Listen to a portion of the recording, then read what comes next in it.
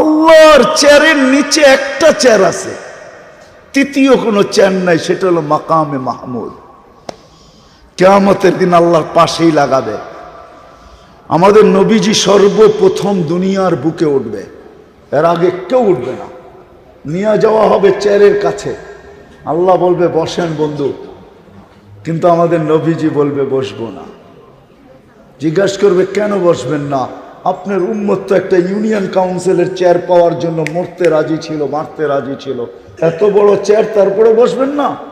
তো জবাব দিবে আমি ওয়াদা দিয়ে আসছি উম্মতকে, মাওঈদুকুমুল হাউদ, হাউদে আমার সাথে সাক্ষাৎ করার জন্য আমি তো এখনই ছুটে যাব হাউজে কাউসারে। কেননা উম্মত উঠবে, পিপাসিত উম্মত আসবে, আমি ওয়াদা দিছি ওইখানে সাক্ষাৎ করার জন্য।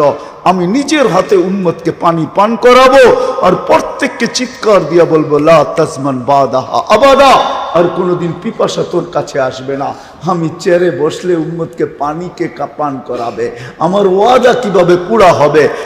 চেয়ারের জায়গায় থাকুক, আমি বসবো না, বসবো না, বসবো না।